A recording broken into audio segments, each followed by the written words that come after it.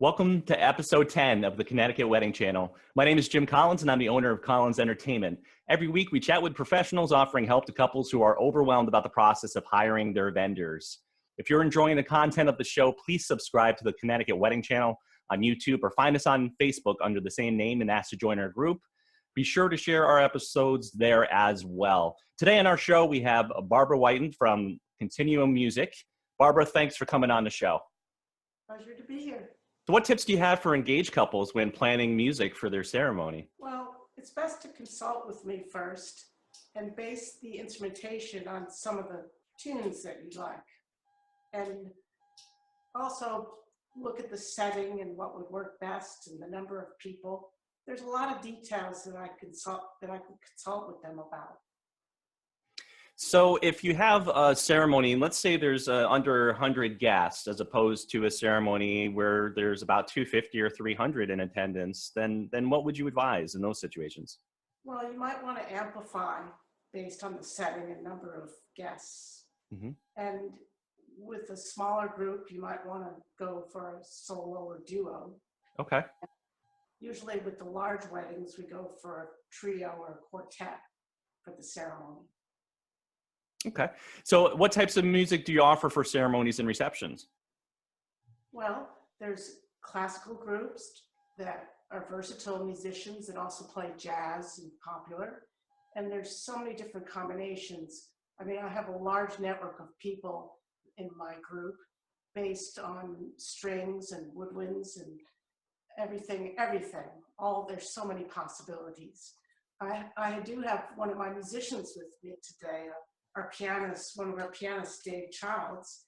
Dave's going to play some processionals for weddings, ceremonies.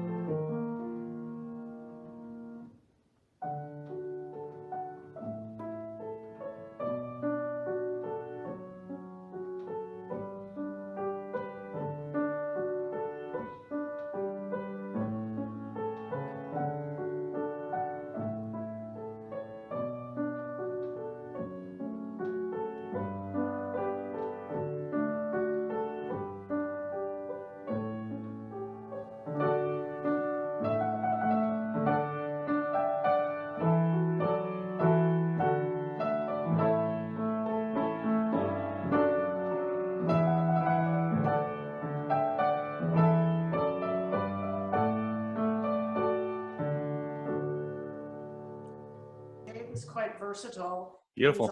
He's great during a cocktail hour or reception, jazz, popular, and classical music.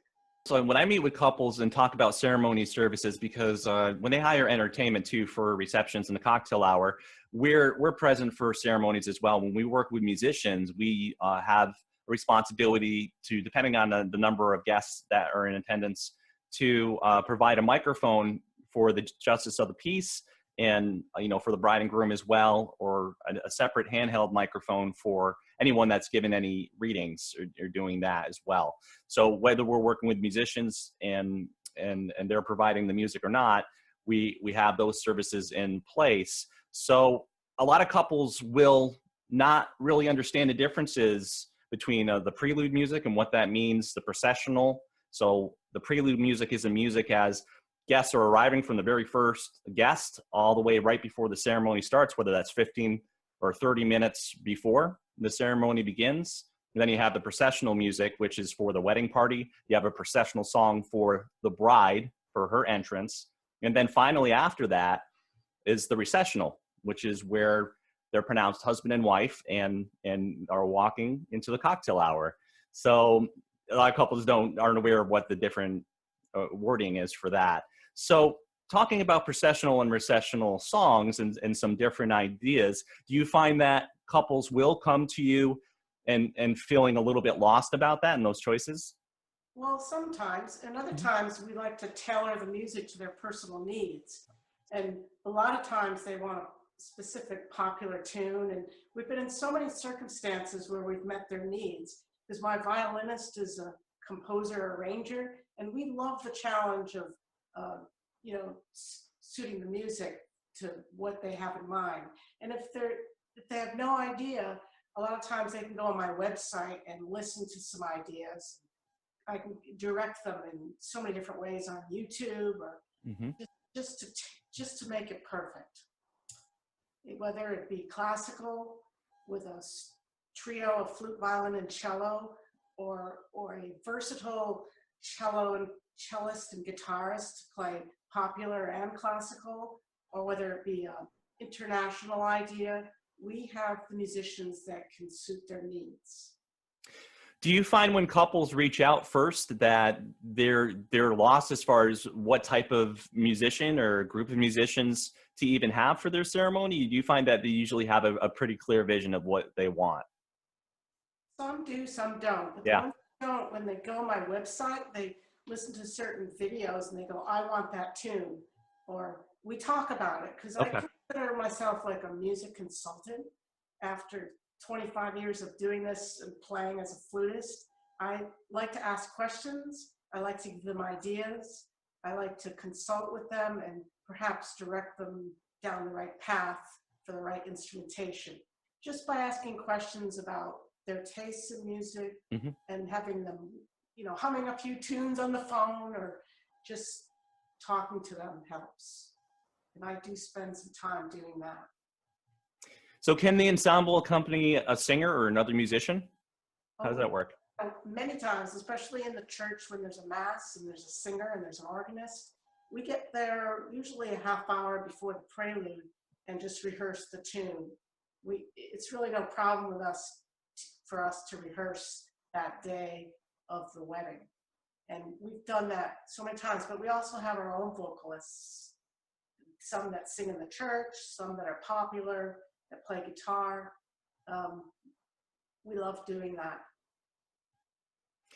No, I'm guessing, and I don't know for sure, that you do perform outside as well as indoors.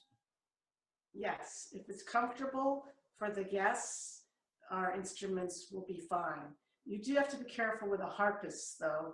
They're sometimes a little, you know, very expensive, lots of strings. It has to be like 60 degrees or warmer for a harpist. And shade is important too. We don't like our instruments to be in direct sun if it's in the middle of the day and it's really hot. So placement of the musicians is probably most important. So I would imagine you've had plenty of situations where there's been inclement weather and you've had to move indoors, maybe even 2 minutes before having to move indoors. Oh, yes.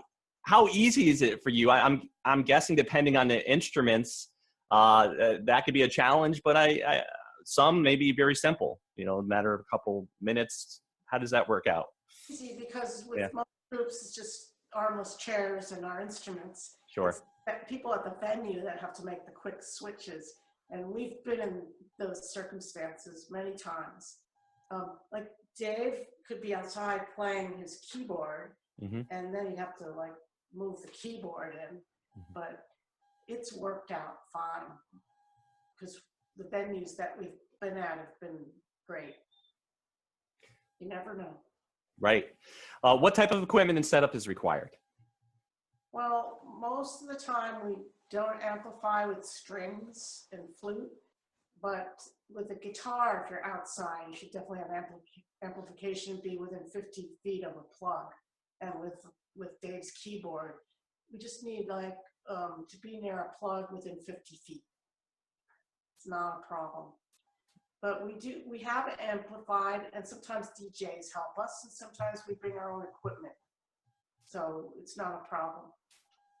It's all about working with a team, and it's the same approach with any other vendors that we work with as well. So we want the best results for couples for their day. I'd say about 95% of the venues, they require us to provide liability insurance just for us to get in the door of the venue. So that's peace of mind for couples, basically. So if there's any damage caused as a result of the entertainment, that couples aren't held responsible for that, and we have that coverage. Or if we damage the venue or something with the equipment, load in, things along those lines. So they're completely covered. So do you carry liability insurance too? You Yes. insured? We're LLC. It's like $1 million policy Mhm. that's required these days from Mhm. all these venues. So we're covered. So Barbara, what's the best way for engaged couples to reach you? Well, they should go on our website, continuo.net, and my phone number is there, and they can email me. They could look at us on the Knot. David and I worked together too at the Simsbury Inn recently, and he provided cocktail hour services, and it was amazing. It just sounded perfect. It set the tone of the whole celebration as people were coming in the cocktail. Very good. Thanks so much, Barbara, for coming on the show once again. Thanks for talking with us. So if you're feeling overwhelmed about the process of selecting your vendors or just need great information about wedding professionals in general, tune in again next week. We hope this has been a great resource for you. And remember, all this is put together for you because your event matters. Until next time, take care, everyone.